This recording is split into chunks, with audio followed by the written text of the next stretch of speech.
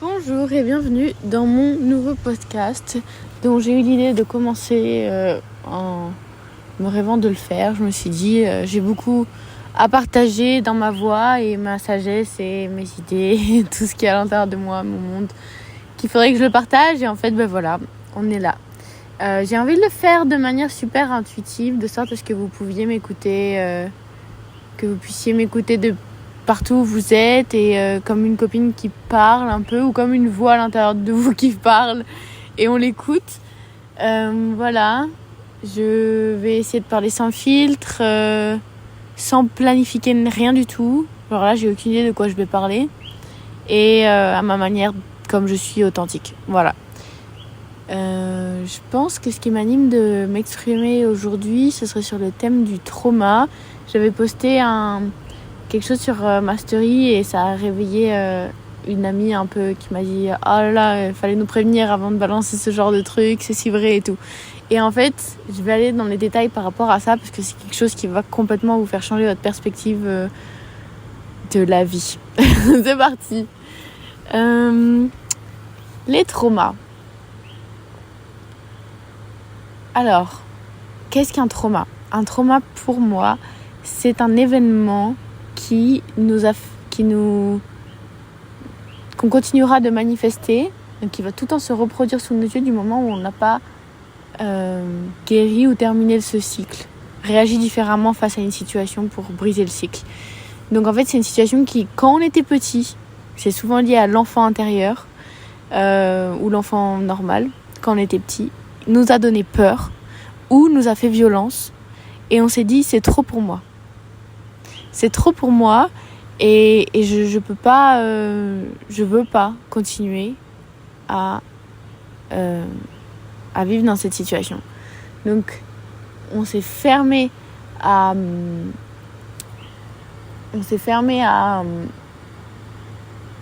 enfin on s'est pas fermé mais on s'est dit c'est bon, c'est plus possible pour moi en gros. Ça me fait trop violence. Et sauf qu'il y a quelque chose d'intéressant à comprendre à propos des traumas, c'est que absolument tout a été manifesté par toi. Donc il y a un moment dans ta vie ou avant ta vie où tu as décidé d'avoir ce genre d'expérience dans ta vie pour en apprendre plus sur toi-même et sur ton amour-propre. Il n'y a absolument personne à pointer du doigt. Et c'est quelque chose de difficile à entendre quand on était enfant, quand tout ça. Il n'y a personne qui est responsable de ta souffrance.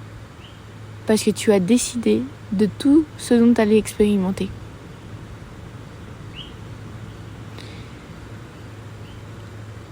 Il y a quelque chose lié à l'insécurité aussi qui a envie de venir là tout de suite, où c'est qu'on est tout le temps en sécurité. Mais c'est une illusion. C'est comme la peur n'existe pas vraiment. On décide d'avoir peur, on décide de se sentir en insécurité. Mais la sécurité et la paix est tout le temps là. C'est nous qui décidons de nous déconnecter de cet état. Et c'est ce qui crée un trauma. C'est-à-dire qu'après, on va revivre des scènes qui vont nous réveiller cette peur et ce truc. Et en fait, c'est juste des bulles temporelles dans lesquelles notre corps a sauvegardé cette mémoire de peur pour la revivre jusqu'à temps qu'on passe un cap émotionnel, je dirais, d'amour propre. Admettons qu'on a été kidnappé, violé ou tous ces trucs horribles qui puissent arriver à un humain. Et qu'il y a des choses, des détails qui te ramènent à cet événement et qui te met dans une peur froide. Moi, c'est ce qui m'est arrivé à un moment où j'avais tellement occulté de mémoire de violence quand j'étais petite que en fait, l'enfant, il l'occulte, il le passe dans l'inconscient et t'as complètement tout oublié. Et après, t'as des petits, comme dans les films, des espèces de petits gaps de mémoire qui reviennent et qui te rappellent des moments que tu avais complètement mis de côté parce que tu n'étais pas apte à gérer ça à cet âge-là. Et en fait, ces moments, ils reviennent quand le corps est suffisamment mature pour pouvoir le gérer. Et ce qui se passe ici, c'est du coup une opportunité pour fermer ce cycle et t'alléger. En gros, c'est une opportunité pour revivre ce moment où tu t'es senti vraiment pas en sécurité, en peur totale, en panique peut-être même. Et personne n'a pu te sauver quand tu étais petit. Et alors c'est à ce moment-là, exactement là maintenant, que tu ressens, que tu as l'opportunité de sortir de la condition du petit et de prendre la main en étant l'adulte que tu es maintenant et de l'aimer. Et en fait, l'amour que tu n'as jamais reçu quand tu étais petit, c'est une opportunité pour toi maintenant de le donner à toi-même.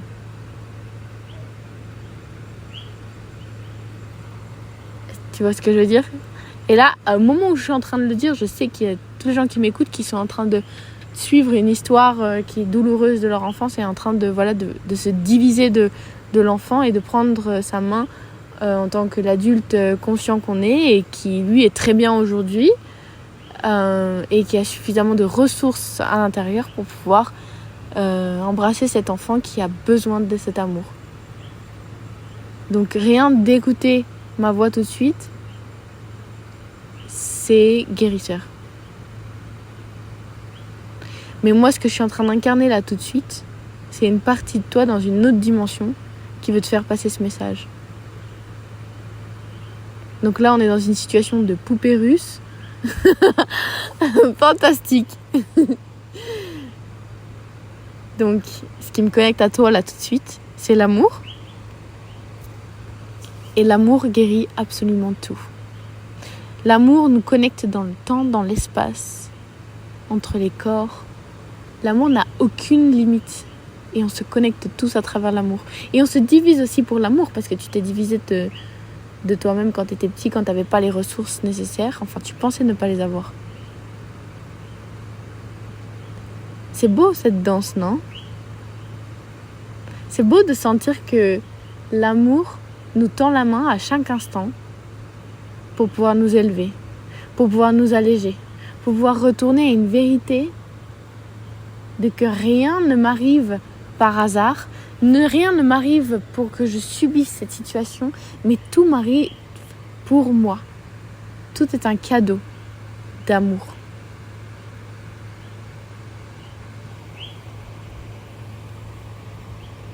Je vous laisse sentir ça parce que c'est quelque chose qu'il faut ressentir dans chaque molécule du corps. C'est comme si toutes les molécules à l'intérieur du corps, elles s'embrassaient et elles voulaient se faire un câlin. Comme si ça faisait depuis l'éternité qu'en fait on attendait ce moment-là, tu vois. C'est un espèce de mariage intérieur qu'on appelle guérison. Mais en fait, la vibration de la guérison, c'est la vibration de l'amour lui-même. Et comment je le vois à l'intérieur de moi, ce moment, c'est genre les cellules se multiplient, le cœur répond, il y a une espèce de chaleur qui s'émane de nous, on ouvre nos bras, notre torse à la vie et la vie s'ouvre à nous et c'est une espèce de grand portail où beaucoup de choses se passent à l'intérieur. Donc c'est quelque chose à sentir complètement, profondément. De serrer en soi les parties de nous, du passé ou du futur, ou d'autres temps, mais des parties de nous qui ont été blessées et qui ont besoin de cet amour-là tout de suite.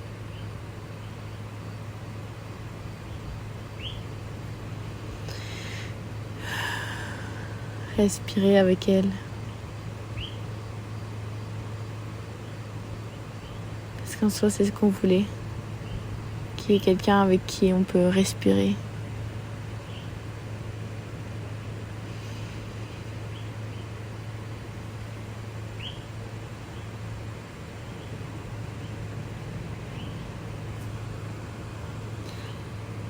C'est aussi une manière de transformer l'ADN.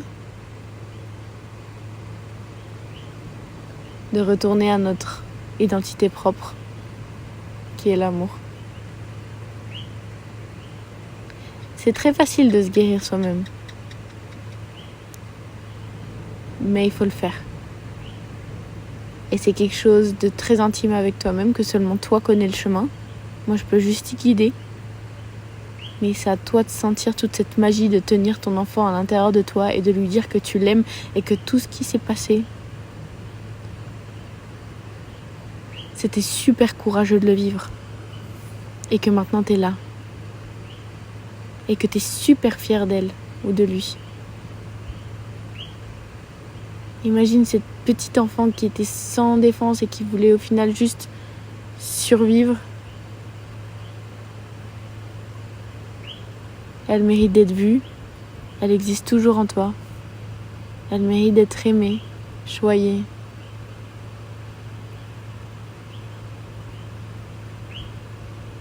Pour vivre pleinement au final. Parce qu'on est là pour vivre pleinement, pour se sentir vivant, non ? N'importe quelle maman vous le dira que si un enfant se sent vivant, la maman se sent vivante, la maison est heureuse. Et tout ça, ça se passe à l'intérieur de nous.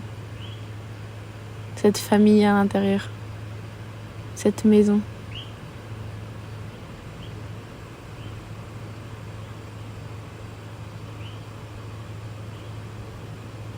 C'est quand même aussi magique de se dire, de s'enlever le poids de je devais subir la situation en remplaçant cette pensée par le fait que nous sommes tous un, d'accord ?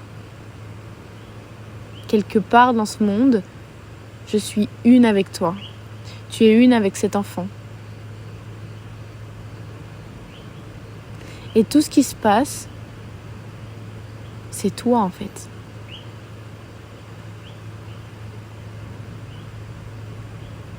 C'est toi avec toi-même.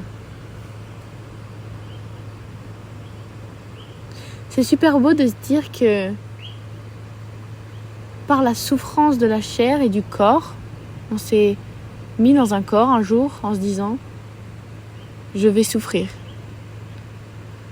au nom de l'amour.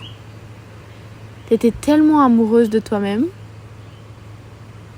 avant de naître que tu t'es dit oui, bien sûr que j'ai envie de souffrir. En fait, déchire-moi ce cœur, déchire-moi-le, que je puisse apprendre et sentir de nouveau ce que c'est l'amour. Parce que tu voudrais le sentir, tu veux sentir cette déchirure au plus profond de ton être, dans les endroits les plus sombres de l'univers. Tu as envie d'y aller parce que tu sais que tout est amour et que tu es amour et qu'on est tous amour. Alors viens, on va l'expérimenter. On va dans le plus bas enfer de l'univers pour sentir l'amour au plus bas. Il y a quelque chose de très poétique là-dedans, non ?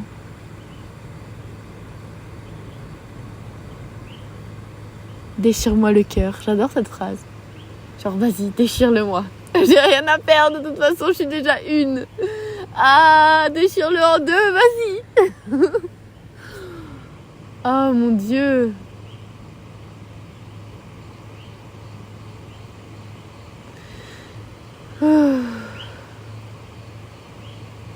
Au nom de l'amour, vraiment, on ferait tout.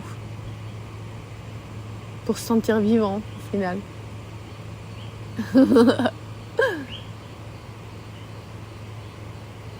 J'espère que ça t'a plu, ce petit podcast.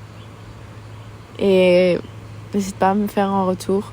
Je me sens connectée aux personnes qui m'ont écoutée d'une manière très intime. Et je vous sens dans l'air autour de moi. C'est vraiment bizarre. Mais c'est beau. Merci. Bonne journée à vous. À toi.